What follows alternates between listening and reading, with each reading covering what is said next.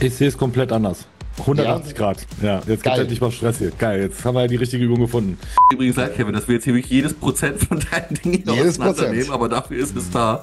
Überstellen wird ein Rumänen Deadlift wahrscheinlich etwas mehr den Glut betonen. Ein Stiff Leg Deadlift, wo die Knie tendenziell gestreckter sind und wir der Stange erlauben, etwas vom Knie wegzugehen, wird eher die Hamstrings betonen.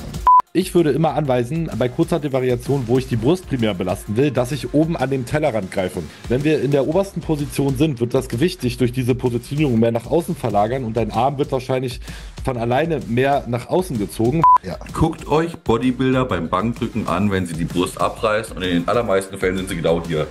und wo hört es dann auf? Wo übernimmt dann beispielsweise der unteren Rücken? Wo muss sie für zusätzliche Range mit dem oberen Rücken vielleicht kompensieren? Mein unterer Rücken hat noch ein bisschen gezwickt. Das sind genau die Sätze, die du nur mehrere Wochen in Folge aussprechen musst und du hast ein Problem.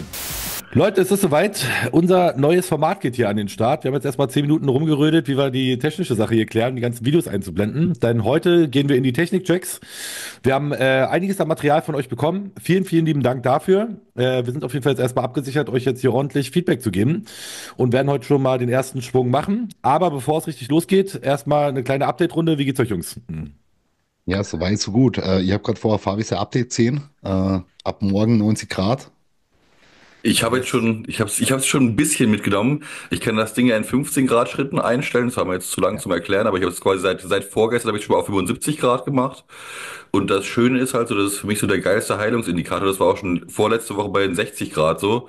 Ich stelle das Ding ein und kann es am selben Tag schmerzfrei erreichen.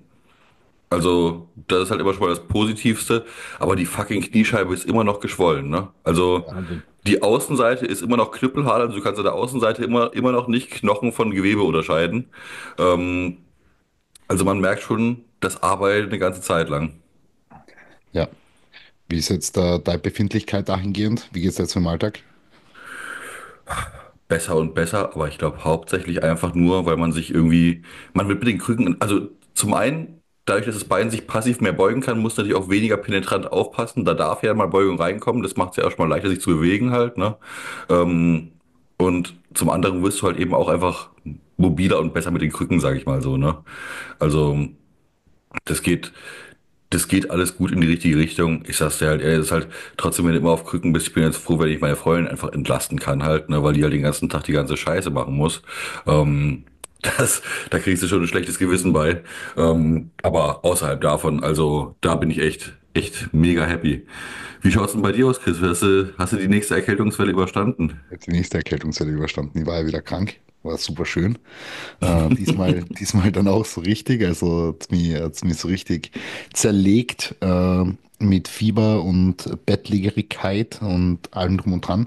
Wir haben ja dann eh schon letzte Woche am Mittwoch schon wieder einen Call gehabt, alle. Da ist mir schon wieder einigermaßen gut gegangen. Mhm. Aber Montag, Dienstag war komplett QSO. Also das war nix. Aber ich sehe es positiv, vielleicht bleibe ich jetzt verschont bis zumindest Ende der Frühjahrssaison, das wäre ganz angenehm. Vielleicht sogar bis Ende des Jahres, wer weiß, weil normalerweise bin ich eh nicht so oft krank. Es ist einfach eine komische Zeit. Aber ja, bin jetzt auf jeden Fall wieder gut zurückkommen. Jetzt schon die dritte Trainingseinheit auch wieder selbst gehabt und das hat alles relativ gut funktioniert. Auch mein Gewicht gut halten können. Also mittlerweile tangiert mich sowas emotional gar nicht mehr. Es ist halt einfach so nervig. Es ist halt Ja. einfach nervig. Also vor allem, wenn man dann irgendwie mit 39 Grad Fieber auf der Couch liegt und nicht mal aufs Handy schauen kann und irgendwelche Voices machen kann oder anhören kann oder irgendwas, ja. Das war einfach nervig und das ist eigentlich so das, was so etwas zäh ist, aber man kann hier nichts dran ändern. Also vor allem an dieser Trainingssituation, ich meine, wir kennen es eh alle, Trainingspause ist nie cool, ja, aber das dann einfach anzunehmen und dann einfach das Beste draus zu machen, so, was, was, was anderes kann man eh nicht machen, so grundsätzlich. Und dementsprechend, du weißt, wie es ist, du kannst eh ein Lied davon singen jetzt, ja. Ähm, und ja, das Jahr war irgendwie ganz komisch. Also jetzt auch im Hinblick auf Client Cases habe ich wirklich Leute gehabt, die waren 6 Wochen raus mit einer Erkältung so. Ja. Ja, das ist ganz wild und ist einfach sehr hartnäckig. Ich meine, die Frequenz der Erkältungen ist über die letzten Jahre, jetzt seit Corona könnte man meinen, generell so ein bisschen angestiegen, aber dieses Jahr ist es so besonders hartnäckig einfach. Ja. Das merke ich einfach sehr stark. Ja, aber jetzt freue mich, sind noch roundabout 8 Wochen bis zum Kickoff für die Spring Season. Du kannst auch ein Lied davon singen. Freust dich sicherlich auch schon. Ich habe ein paar von deinen Athleten jetzt gesehen in deiner Story. Ihr habt am Wochenende ja das Seminar gehabt im Ja. Invictus. Da waren eher ein paar von deinen Leuten auch da und schauen alle ganz gut aus, ja. Ich bin gespannt, du. Ja, also ich freue mich auch wahnsinnig drauf. Ich meine, da ist ja die Mannschaft ist verhältnismäßig groß, wahrscheinlich nicht ganz wie bei dir, aber du hast im Herbst noch mehr, oder? Oder hast du jetzt im Frühjahr mehr? Ich glaube, es ist so 50-50. Also Okay, es okay. sind so beide Season. Also im Frühjahr sind es, glaube ich, so um die 20 und im Herbst um die 25. Wahnsinn. Ja, also nee, ich bin da schon voller Vorfreude. Auf der FIBO werden wir uns ja auch alle über den Weg laufen, wobei, Chris, bei Ja. dir ist wahrscheinlich, du bist wahrscheinlich am Amoklaufen am Freitag. Ich glaube, auf der FIBO habe ich 3 bis 4 Jungs, da bist du dann wahrscheinlich mit der ganzen Mannschaft da. Das will ich mir nicht ausmalen. Aber ja, vielleicht, nee, ich sag mal, wahrscheinlich können wir dich nicht einplanen für Privates danach. Vielleicht. Kommt drauf an, ob ich am Samstag auch eingespannt bin. Weil Das kommt Danny ein und ich wenig haben das drauf ja schon an. geplant, aber Wenn Freitag gut läuft, schauen wir mal, ob ich am Samstag auch vor Ort bin. Wenn es nicht gut läuft, dann habe ich Zeit. geil. Aber bevor wir mal die Frühjahrssaison weiter betrachten, das soll hier das Update von Danny nicht auslassen. Ja. Was gibt's Neues? Was ist passiert? Ach, hör auf. Alles und nichts. Ja, gerade erstes vollgepackte Wochenende überstanden mit den Education Days. Du glaubst gar nicht, wie sehr ich mich gefreut habe, dich zu sehen, wie du mir entgegengehumpelt kamst am Samstag. Das war auch schon wieder so ein großer Fortschritt. Einfach, man sieht ja einfach diese Beweglichkeit, weil wir uns letztens so vor 2 Wochen, glaube ich, gesehen haben. Ja. Und dann so wochenweise sieht man dann doch kleine Fortschritte so, ne? Und das macht einen dann doch schon happy, das zu sehen. Ja, war ein cooles Wochenende. Langes Wochenende. Ich habe beide Tage vorher noch trainiert. Und das dann dementsprechend schon abgehakt zu haken. Deswegen war dann wirklich 24/7 so der Kopf voll. Aber war echt eine coole Zeit. Ja, vor allen Dingen auch der praktische Teil. Da geht mir mal das Herz auf, so wenn man halt wirklich 1:1 mit Leuten zusammenarbeiten kann. Auch was wir jetzt heute wieder machen, ist natürlich auch irgendwo wichtig, so als Grundlagenarbeit. Aber dann einfach wirklich in Person mit Leuten zusammenzuarbeiten und dann auch immer das Feedback zu bekommen. Ja, krass, das hast du mir zwar in dem Video schon mal erzählt, aber jetzt so ist es halt nochmal eine ganz andere Nummer. Und da haben wir halt echt eine coole Möglichkeit geschaffen. War sicherlich nicht das letzte Event dieser Art, denke ich mal. Uns hat sehr gut gefallen, der Zuspruch war sehr cool und von dem her rundum ein gutes Wochenende. Jetzt gerade heute bin ich ein bisschen angefressen, muss ich ehrlich sagen. Ich habe heute Oberkörpertraining gehabt und ich bin genau bis zum Brusttraining gekommen und danach, als ich Trizeps machen wollte, hat es irgendwie hier im Sehnenansatz irgendwie Peng gemacht. Nix ab oder so, aber was mich dann so eingeschränkt hat, dass ich dann halt nichts anderes mehr machen konnte, weil diese Sehne ist ja auch maßgeblich in meinem Rückentraining beteiligt, gerade in Mhm. den negativen, ne, wenn du da Zug drauf bringst. Und dann habe ich echt eine Dreiviertelstunde rumprobiert, sehr viel Energie verschwendet, nur um dann zu der Erkenntnis zu kommen, es geht heute nichts. So, ihr kennt das. Man will aber irgendwie nicht aufgeben, ne? Und ja, habe mich jetzt erstmal versucht, nicht runterziehen zu lassen. Ich habe von meinen Klienten neuen Wintertee bekommen. Die schicken mir mal alle Pakete mit Wintertee, ist so geil. Heute gibt's Apfelstrudel, die neueste Entdeckung. Und ja, ansonsten ist ja auch ganz wichtig, wenn ihr das jetzt hier hört, sitzen Chris und ich hoffentlich schon gemütlich am Kamin mit einer Dose Lidl Energy. Denn da bin ich ja schon in Wien unterwegs. Ich habe noch gar nicht groß angekündigt, dass ich fahre, aber wenn das Ding hier rauskommt, bin ich gerade in Wien und erfreue mich mal wieder an dem Das Gym Trainingslager. Also ich würde ja mal sagen, ich will auf jeden Fall einen Kollabo-Post mit Lidl-Dose sehen. Also Ja. der ist verpflichtend. Ich weiß halt nicht, ob ich das, Chris, also ich versuche dir 100% ein mitzubringen. Das Ding ist immer nur, ich weiß nicht, wenn ich das ins Aufgabegepäck mache, ob das irgendwie platzt da oben oder so, ne? Mit dem Druck so, ich weiß nicht. Wenn du da so eine Kohlensäuredose reinmachst, ins Handgepäck kriege ich es ja nicht. Ich habe aber einen Aufgabekoffer. Jetzt ist nur die Frage, ob das Ding nicht da irgendwie die Biege macht. Also ich kann dir sagen, ich habe schon mal Monster von den Staaten mit nach Europa genommen. Das hat auch funktioniert. Dann Okay, überleg. dann kriegst du eine Stiege. Na, du brauchst, bitte, nimm mir kein Stiefel mit. Extra Koffer für die Energy. Ah, ein extra Koffer einfach. Ja, freue mich. Wird auf jeden Fall spannend. Jetzt in ein paar Tagen in Wien. Ja. Nö. Ich dachte mir, was vielleicht auch, um mal kurz auch an diesem Thema Frühjahrssaison anzuknüpfen, das ist vielleicht auch eine ganz gute Brücke zu dem, was wir heute machen wollen. Weil ich meine, das kannst du sicherlich da auch befürworten, das weiß ich wahrscheinlich schon, ohne dich über die einzelnen Athleten gefragt zu haben. Aber die Saison läuft so geil und die Leute sehen früh gut aus, weil man lange zusammenarbeitet und früh viele Faktoren eben optimiert hat. Also, Ich find's so das, lustig, dass du das heute sagst, weil ich hab letztens bin ich mit der Melli, also mit meiner Verlobten, bin ich zusammengesessen und dann habe ich ja so gesagt, Alter, diese Frühjahrssaison wird so geil, es läuft bei allen Leuten so gut, außer bei einer Person. Außer bei einer Person. Und das ist eine Person, die vor kurzem zu mir gekommen ist erst. Ja, wer hätte es gedacht? Die ist kurz vor Prep-Start zu mir gekommen. Und heute war nämlich der Tag, wo sie abgebrochen hat.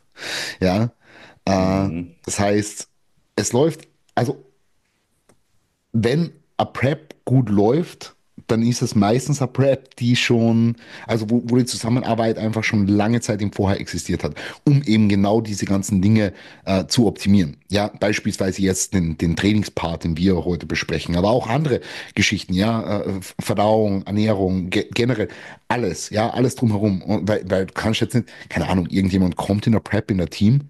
Du kannst ja nicht anfangen, irgendwie 6 Wochen out, auf einmal Technik optimieren anfangen. Meistens mache ich das gar nicht. Das sage ich einfach, mach gleich Ja. weiter wie davor. Ich schreibe meistens nicht einmal einen Trainingsplan, 6 Wochen out, an neuen, ja. Sage einfach, du machst jetzt das gleiche Training wie bisher, weil Muskulatur hast eh dabei halten können und du hast eh toleriert und so. Vielleicht streiche ich hier und da mal einen Satz raus. Aber man macht es einfach gleich weiter wie bisher und nach der Prep startet man dann Ja. mit der neuen Programming, mit Hand und Fuß, mit Technikanalysen und. Ja, aber ja, auf jeden Fall. Und das mal, weil Vorbereitung alles ist. Also, ich sag's schon mal, also eins muss man wahrscheinlich wieder vorwegschieben. Also erstmal müssen wir Dankeschön sagen. Wir haben einen treuen Follower, der uns alle Fragen aufsummiert hat. Die sind nicht verloren gegangen und auch alle weiteren Fragen, die jetzt so eingetrudelt sind.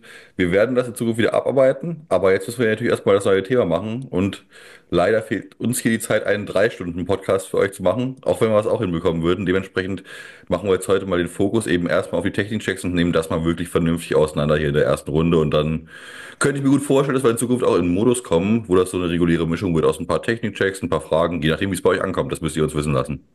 Ganz Ja. genau. Lass uns mal Also, reinstarten.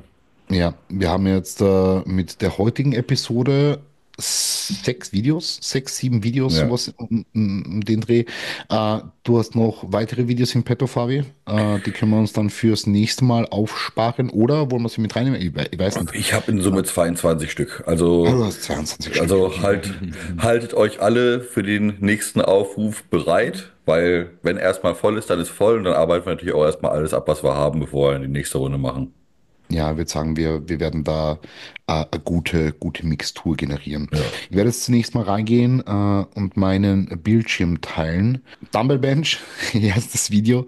Wir werden auch schauen, dass wir generell immer ein wenig was zur Übung selber adressieren, weil ich es auch ganz wichtig finde und da eine coole Redeportion einfach draus machen, ein bisschen eine Diskussion vielleicht, weil ich ja zum Beispiel weiß, dass du, Danny, ja ein sehr großer Befürworter von Kurzhandeldrückvarianten bist, beispielsweise, vor allem bei dir selbst, weil du sie einfach, bei dir schaut es eh auf wie aus Schienen, das ist eh wieder ein anderes Thema.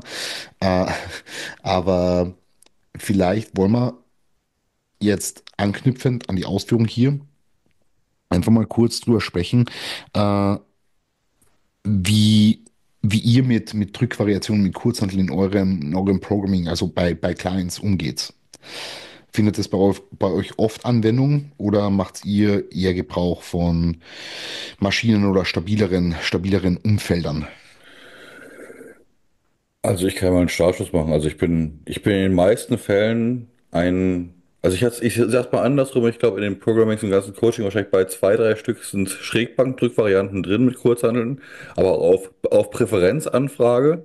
Also ich sag's mal, es ist jetzt auch eine von den Übungen, wo mir jetzt ein Athlet sagt, hey, ich möchte gerne Flach- oder Schrägbankdrücken machen. Da würde ich jetzt nicht sagen, hey, geht nicht oder würde ich sehr gerne irgendwie eine alternative Maschine benutzen oder so, definitiv nicht. Ähm, Grundsätzlich ist es erstmal wieder für mich, Ich würde die stabile Variante bevorzugen. Meistens bei schrägen Varianten landet es bei mir in der Schrägbank Multipresse, solange es keine anderen Alternativen gibt.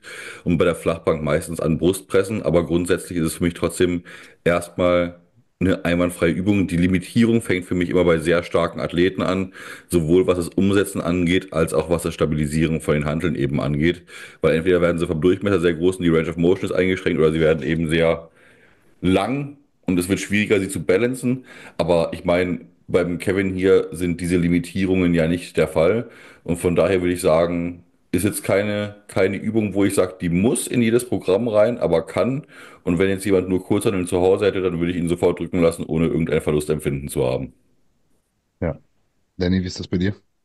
Wir werden heute genau ein Video schaffen zu analysieren, wenn wir das Thema jetzt so umfänglich behandeln, wie es das eigentlich auch verdient hätte. Also pass auf, warum bin ich so ein großer Freund vom Kurzhanteldrücken? Weil ich einfach jahrelang in einem McFit sozusagen trainiert habe und das Golds hat halt mehr oder minder Standard Gym 80 McFit-Ausstattung, aber 100er Kurzhanteln. Und das war für mich halt irgendwann einfach der Grund zu sagen, wenn ich keine gute Brustpresse habe und die Multipressen von Gym 80 mag ich auch gar nicht, dann mache ich halt einfach Kurzhanteldrücken. Das heißt, es ist gar nicht, dass ich jetzt sage, Kurzhanteldrücken ist jetzt die Nonplusultra-Übung. Ich war einfach nur mit der Zeit immer gezwungen, Übungen sozusagen zu wählen, die für mich funktionieren. Und da war das halt das geringste Übel. Haben Kurzhanteldrückvariationen große Nachteile? Auf jeden Fall. Gerade auch, wenn dein Kraftlevel halt über ein gewisses Maß steigt. Irgendwann war es dann halt so, dass ich die Kurzhanteln halt nicht mehr drücken konnte, so doof es klingt, weil die einfach so groß sind, dass die Range einfach schon so limitiert ist. Und da läuft man halt auch wieder in natürlich tolle Luxusprobleme rein, die sind irgendwo schön zu haben, aber auf der anderen Seite muss ich ehrlich sagen, ich habe bei einigen Klienten Kurzhanteln im Plan, aber vor allen Dingen auch immer dann, wenn keine guten Brustpressen da sind. Hm. Jetzt, wo ich im Invictus trainiere, mache ich schon seit geraumer Zeit keinen Kurzhanteldrücken mehr, weil ich halt eine Cybex Multipresse habe und weil ich auch eine gute Schrägbank Brustpresse von Iconic habe, die auch schön konvergiert. Das heißt, da bin ich dann jetzt auch so, ja, dass ich sage, okay, Spaßfaktor ist natürlich auch nochmal ein Ding, ne? Also es ist einfach auch geil so, diese Übung macht Spaß, genau auch wie freie Kniebeugen Spaß machen. Aber ist es jetzt wirklich der beste Weg für meine tendenziell auch schwache Brust, das Maximum rauszuholen? Wahrscheinlich nicht. Deswegen bin ich da jetzt so professionell und sage, nee, komm, lass die Übung lieber liegen. So, das hat jetzt mehr Nachteile als Vorteile in meiner Situation. Dauert auch ewig, das ganze Aufgebaue, Aufgewärmen und so weiter. Da bist du mit einer Maschine wesentlich effizienter. Und von dem her wieder lange Antwort für eine kurze Frage. Nach Bedarf. Wirklich immer dann in der Situation, da bin ich total der Praktiker. Die Übung kann wunderbar funktionieren, aber in den meisten Fällen gibt es deutlich bessere Alternativen, wenn das Studio halt eine vernünftige Ausstattung hat. Ja. Und ich bin auch, also ich meine, wir können uns ja gegenseitig stoppen, aber ich sage euch eins, ich finde das geiler, wenn wir hier am Ende von mir aus bei ein, zwei Videos landen und eben das Ganze hier auch würdig machen. Zumal wir ja mit Augenzwinkern davon ausgehen können, dass dieses Format jetzt auch bald in einigen anderen Podcasts auftritt, müssen wir jetzt hier mal unseren Stempel dem aufdrücken und das auch vernünftig fundieren hier. Ja, Also müssen wir. ich hätte noch ein paar Gedanken. Chris, willst du erstmal was aber zu deinem generellen Programming-Approach dazu sagen? Du kannst gerne deine Gedanken äußern, weil ich kann ihn im Endeffekt, bin ich da ziemlich d'accord mit dem, was ihr auch sagt. Also äh, ab dem Zeitpunkt, wo es dann halt in Gewichtsranges reingeht, wo das Umsetzen zum limitierenden Faktor wird und oder das Handling der Kurzhanteln, ab dem Zeitpunkt macht es in meinen Augen halt keinen Sinn mehr. Ja, Wenn es bessere Alternativen gibt, logischerweise, sonst muss man irgendeinen sonst Workaround musst finden. du So. halt. Aber grundsätzlich, du hast ja gesagt, Fabi, wenn man irgendwie eine gute Multipresse hat und oder Brustpressen, die was taugen, dann kann man das definitiv vorziehen, wenn man dann in Gewichtsranges unterwegs ist, wo halt, ja, wie gesagt, das Handling der Kurzhanteln einfach nicht cool ist. Ich muss sagen, ich bin trotzdem ein Fan. Ich finde es einfach geil, so wie der Dennis schon sagt, so Spaßfaktor. Aber bei mir persönlich ist beispielsweise auch so, äh, ich tue mir, also jetzt rein bezogen auf das Gewicht, was ich bewegen kann, bin ich auch mit einer Multipresse beispielsweise so viel besser am Start, weil ich einfach nicht diese Stabilisationsarbeit leisten muss. Das heißt nicht, dass ich sie nicht leisten könnte, aber es limitiert mir einfach gewichtstechnisch sehr, sehr stark. Ich habe das schon immer gehabt irgendwie. Ich bin ja eigentlich, was meine Trainingsqualität angeht und die Koordination in gewissen Übungen bin ich ja sehr, sehr gut dabei. Aber bei Kurzhanteldrückvariationen, vor allem Schrägbank tatsächlich, Flachbank geht's noch besser, aber vor allem Schrägbank Schrägbank. Ich weiß nicht, ob das ist wegen meiner langen Unterarme beispielsweise, aber ich tue mir da schon schwerer das Gewicht in place zu halten während der Drückbewegung. Also bei mir schaut das leider nicht so aus wie auf Schienen, wie es beim Danny beispielsweise ausschaut, wo ich dann eher dazu tendiere, eben an einer Cybex-Multipresse beispielsweise zu gehen für eine Schrägbank, eine Multi. Ja, da ist Danny die menschliche Multipresse. Ja. Anders kann man das nicht ausdrücken. Aber also ich würde auch sagen, also bevor ich jetzt noch meine ein, zwei Gedanken äußere, bevor wir beim Kevin reingehen, also da haben wir auch schon wieder einen relevanten Aspekt für die Übungsauswahl, für einen selbst. Unabhängig von der Maschinenauswahl etc., wenn du Alternativen hast, kannst du es gut stabilisieren, ja oder nein? Schon erstmal, also da kannst du es gut stabilisieren und koordinieren. Schon mal ein ganz elementarer Faktor. Und dann hast du jetzt auch so ein, zwei Sachen jetzt, worauf ich jetzt drauf schaue. Jetzt muss man natürlich auch immer gucken. Es gibt nicht so, man kann das vergleichen. Ich habe das gerade in der Vorbereitung für meinen Growth-Vortrag habe ich dieses Beispiel eingebracht und werde es hier auch mal als Analogie benutzen. Man muss jetzt auch immer unterscheiden, wenn man jetzt auch mal über Übungsausführung spricht. Man kann das vergleichen, wie wenn man einen Gesetzestext liest oder eine einzelne Gerichtsverhandlung anschaut. Der Gesetzestext gibt dir erstmal einen generellen Rahmen, wie es richtig ist. In der Verhandlung wird das Ganze angewandt. Und genauso ist es hier. Es gibt einen gewissen Geil. Rahmen der Übungsausführung, der korrekt ist. Und natürlich muss es aber auch immer noch mal individualisiert werden. Und jetzt mal so zwei Major Points, auf die ich jetzt eben einfach immer erstmal schaue, ist für mich erstmal, und dafür sind Kurzhanteln übrigens hervorragend, dass ich nicht zu viel Abduktion habe, dass ich nicht hier oben irgendwo lande, was immer noch für alle, die jetzt den Guillotine Press machen oder sowas halt, es ist nur mehr Strain, mehr Druck auf die Bizepssehne, es ist auch ein schlechterer Hebel für die Brust und deswegen gucke ich immer schon so auf diese Abduktionsgrade, dass ich vielleicht irgendwo bei der 70 Grad am oberen Ende sozusagen lande. Ich will jetzt keinen Athleten hier sagen, optimiere jetzt irgendwie die 5 Grad oder sowas, aber das erlauben Kurzhanteln natürlich mit dem Freiheitsgrad, den sie erlauben, hervorragend. Und zweitens eben immer zu gucken, das ist mir auch bei Multipress und Co., dass ich im unteren Punkt bei der Kurzhandel noch viel mehr wegen der Stabilisierung wirklich senkrecht zur Handel stehe, weder hier reinrutsche und viel Trizepsaktivierung habe, noch hier rausrutsche sozusagen und dann wirklich in Stabilisierungsprobleme gerate. Das wären jetzt so einfach mal so meine Major Focus Points sozusagen, wenn ich auf so eine Übung erstmal von außen drauf schaue. Lasst uns mal, bevor wir doch in die Praxis gehen, noch einmal kategorisieren, weil Kurzhanteldrücken ist nicht gleich Kurzhanteldrücken. Lasst uns mal Kategorien machen, A, B, C. Ich würde nämlich sagen, Kurzhantel Schrägbank drücken mit einem positiv schrägen Winkel würde ich in B-Kategorie packen. Es geht nicht in A, weil die genau angesprochenen Probleme, die Kurzhanteln müssen koordiniert werden, es ist nicht stabil genug, wir müssen umsetzen, wir müssen aufbauen. Das macht es zu einer B-Übung, obwohl der Bewegungsablauf an sich sehr gut ist. Das wäre eigentlich A in dem Sinne, weil wir auch schön frei arbeiten können und dann auch gegebenenfalls halt mit Maschinen, wenn wir zum Beispiel sehr lange Arme oder kurze Schlüsselbeine haben, individuell anpassen können. Aber ich würde zum Beispiel die flache Variante definitiv in die C-Kategorie packen, denn da ist der Umstand, dass wir uns durch die Hanteln limitieren nochmal wesentlich mehr gegeben. In dieser schrägen Position haben wir deutlich mehr Platz, auch in die Negative zu gehen, selbst mit großen Kurzhanteln, weil wir hier wesentlich mehr runterkommen. Mhm. In der flachen Variation werden wir hier mal sehr schnell an unsere Grenzen kommen und wollen ja eigentlich auch, wenn wir flach drücken, immer leicht negativ drücken. Was ja so in dem Sinne auch noch schwieriger möglich ist, weil selbst wenn wir eine Bank leicht negativ einstellen, bei den Cybex-Becken geht das ja zum Beispiel, fehlt dir dann einfach hinten raus wieder die Stabilität im Unterkörper, dass du nicht einfach von der Bank schlitterst Ja. sozusagen, weil das Gewicht dich runterdrückt, wenn du in diesem Verlauf sozusagen nach unten eher so drückst, um das dann vernünftig auszurichten. Was sagt ihr? Würdet ihr da mitgehen oder das anders kategorisieren? Ich würde dir vom subjektiven Empfinden her auch alleine schon zustimmen halt. Also ich würde jetzt auch, wenn ich mich entscheiden müsste, würde ich eher schräg als flach mit Kurzhanteln drücken. Diese Range of Motion Limitierung, die tritt auf jeden Fall etwas früher ein. Und ich würde auch da, sage ich mal, also ich glaube, also das mache ich tatsächlich auch beim Multipressen so. Fragt mich nicht, warum. Bei der Brustpresse ist es jetzt ja auch nicht das Problem, aber bei Kurzhanteln als auch beim Multipressen. Ich lasse nicht gerne flach drücken. Also ich gebe den Leuten dann meistens sogar einfach nur so einen 10 Grad Winkel rein oder sowas halt in die eine oder die andere Richtung.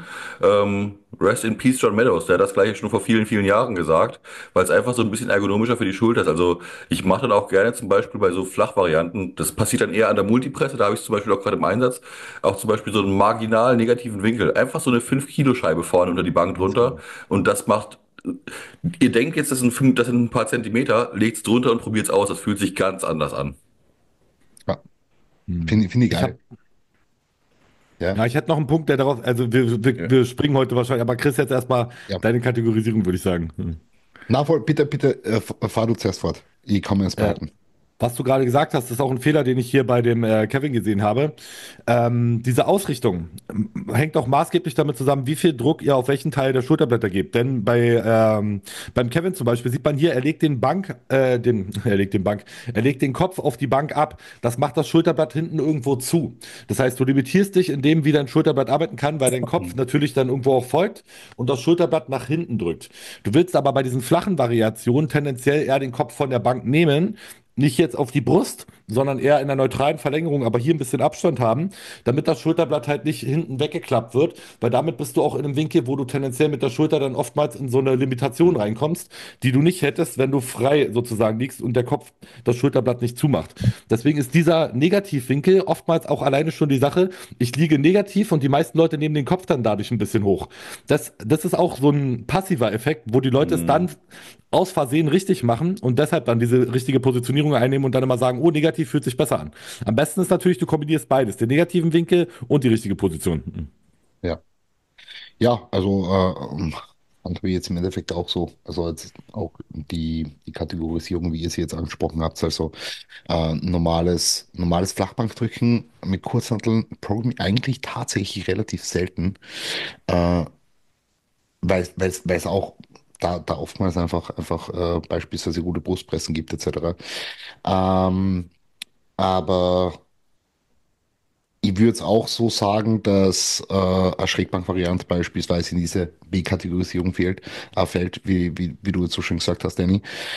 Und eine Flachbankvariante potenziell in eine C-Kategorisierung rein. Wollen wir uns direkt einmal die Übung selber anschauen, wie sie Kevin jetzt ausführt, abgesehen Ja. von den Punkten, die Fabi Mhm. schon angesprochen hat, was so grundlegende Rahmenbedingungen von adäquaten Druckbewegungen sind, weil ich meine, das, was du jetzt angesprochen hast, Fabi, das trifft ja auf alle Druckvarianten Ja, zu. das ist Äh, universell. ist aber sehr, sehr geil, weil eine Kurzhanteldrückvariante das grundsätzlich sehr gut lehrt. Ja. Also eben genau diese Dinge, du kannst theoretisch schon hergehen und kannst auch so drücken, dass die Kurzhantel hier innen ist, ja. Aber du Aber kriegst das ein Problem. Kurzhantelbackdrücken wird dir, wenn du intensiv trainierst und dann natürlich progressiv stärker wirst, etc., wird dir das lehren, dass die Hand logischerweise hier gut stabilisiert werden muss, indem dass die Hand oberhalb vom Ellbogengelenk ist. Weil ansonsten kannst du es ja also in der Ebene hier nicht adäquat stabilisieren. Und das Gleiche ist halt mit der Abduktion. Du wirst mit zunehmendem Gewicht wahrscheinlich merken, wenn du ja Guillotine Press machst, wie du vorher gesagt hast, Fabi, dass sich das eigentlich nicht so gut anfühlt und die wesentlich kraftvollere und vermutlich auch sicherere Position für viele Leute, die ist, wo du etwas mehr Adduktion im Schultergürtel hast, im Schultergelenk hast, als jetzt dieses übertrieben hohe Maß an Abduktion. Ja, ähm, eine Sache, die mir hier stark auffällt und die fällt mir tatsächlich bei so vielen Leuten auf, gleich einmal am Anfang. Äh, wir wissen eh alle, eine gute Übung steht und fällt halt mit einem adäquaten Setup, mit einem adäquaten Übungsaufbau und mit dem, dass du dann halt in dem Fall jetzt gut auf einer Bank liegst und adäquat drücken kannst.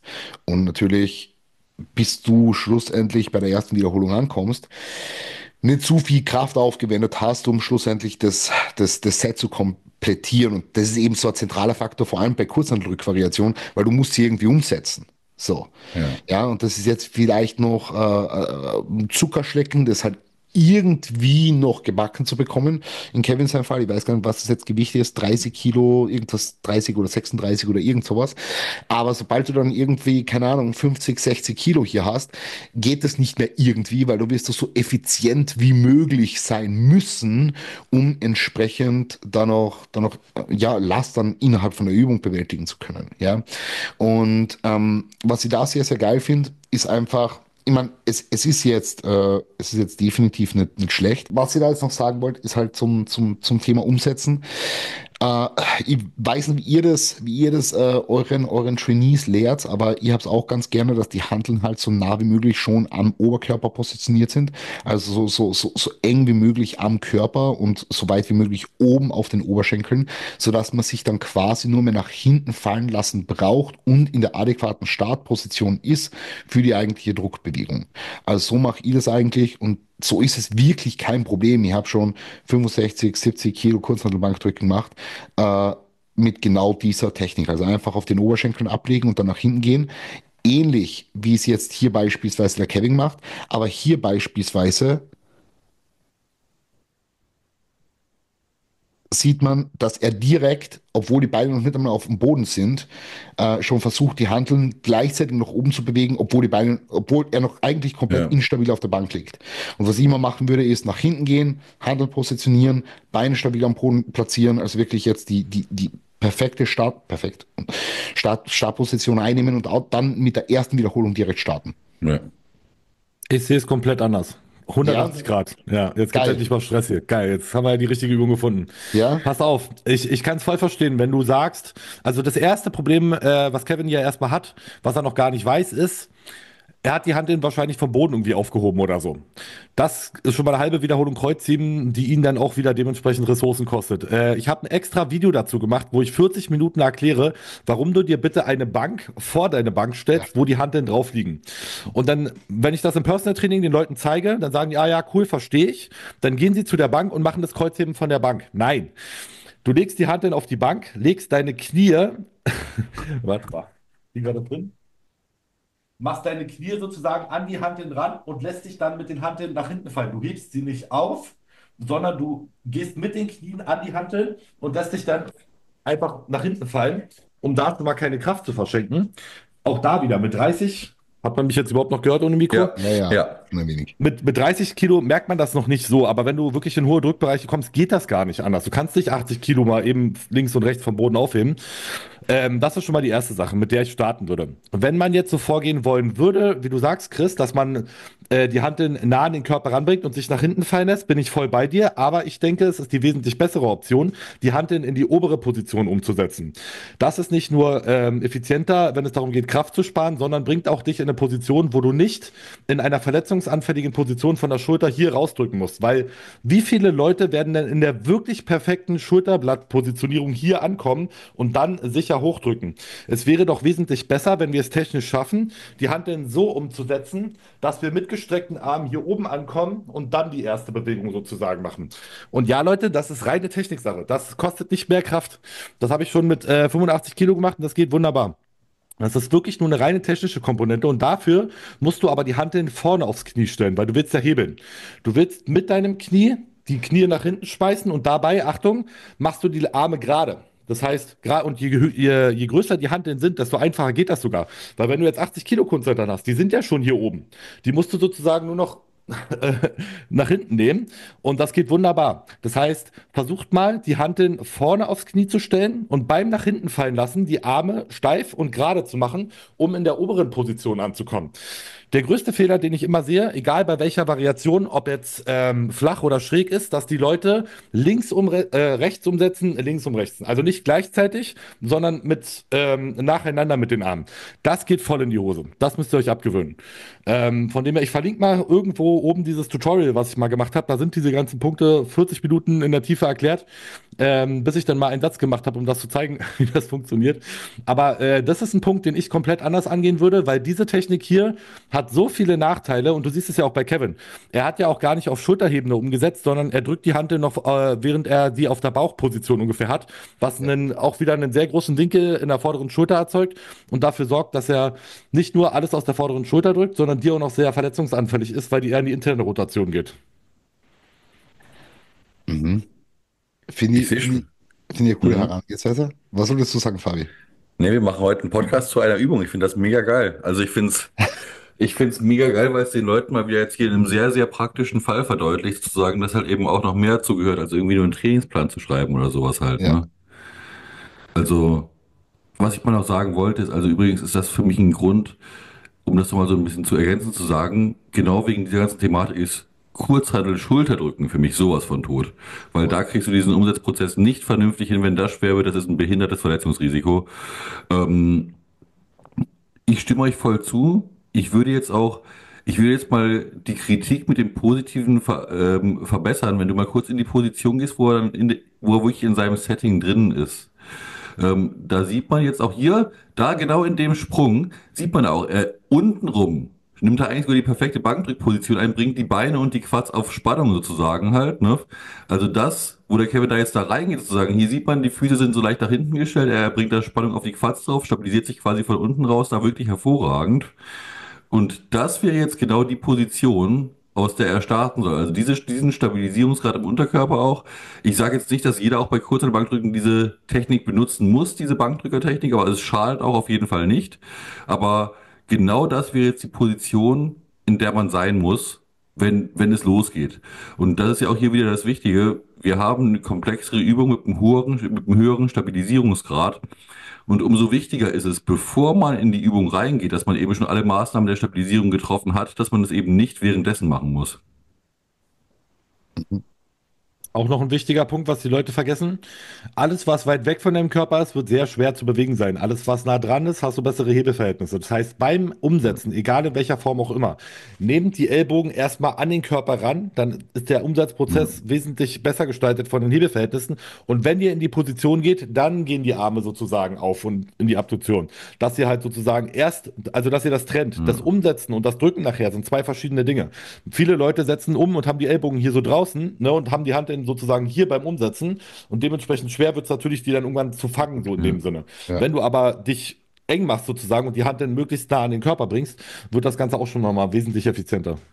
Ja, und was ich jetzt auch, ich muss auch noch ein bisschen mein Lob jetzt auch in Kritik zurücknehmen halt. Du hast gerade genau das durchgespielt, Chris. Während des Satzes ändert Kevin dann die Fußball. Es tut mir übrigens leid, Kevin, dass wir jetzt hier wirklich jedes Prozent von deinen Dingen hier Jedes auseinandernehmen, Prozent. aber dafür ist es da, dass man sieht, während er dann drückt, jetzt war dann die Füße nämlich gleich auch wieder nach vorne und da sieht man auch, die Füße wackeln auch. Die Füße wackeln hier, also die tippeln so ein bisschen. Und dann positioniert sich Kevin komplett nochmal nach vorne um mit den Füßen und setzt sich dann wieder so ganz normal quasi in diese reguläre Position. Und das sind auch so Sachen, wo ich sage, auch hier wieder Position einnehmen, in der Position bleiben. Ich sehe das auch zum Beispiel mal bei Drückübungen. Das habe ich auch schon irgendwann vor ein, zwei Wochen beim Athleten Schulterdrücken in der Multipresse gesehen, der drückt und die Füße spielen Schlagzeug. Und ich denke mir so, Freund, wir können bei athletischen Sportarten, wir können vom koordinativen Anspruch her einen Unterschied messen, dass Menschen sitzend einen Ball präziser fangen als stehend, weil der Koordinationsaufwand geringer ist. Überleg dir mal, was du dir an Koordinationsaufwand und an mentaler Kapazität, die für die Muskelaktivierung da sein könnte, wegnimmst, wenn du da irgendwo im anderen Körperteil sozusagen rumspielst. Ja. Ich kann es generell nicht ab bei Leuten, die während einer Übung so fünfmal den Griff ändern oder sowas. Alleine bei, keine Ahnung, lass es ein Beinbeuger sein. Lass es ein Beinbeuger sein. Da Ja. einmal vorne greifen, einmal unten greifen, dann lehnen sie sich vielleicht noch ein bisschen nach vorne und ziehen sich so rein. Wir kennen den Spaß. Also so während der Übung quasi fünfmal das Setup verändern. Ja, ist jetzt kein so ein extremes Beispiel im Falle von Kevin, ja, aber das, was du jetzt gesagt hast, Fabi, ist, finde ich, für jede Übung entsprechend übertragbar. Nimm dir am Anfang Zeit, um ein gutes Setup zu generieren, um wirklich eine stabile Startposition zu haben, eine Endposition zu haben und die wirklich auf die Zielmuskulatur konzentrieren zu können. Nicht im Sinne von, ich habe jetzt da so ein gutes Gefühl drin, sondern einfach, dass die Zielmuskulatur arbeiten kann.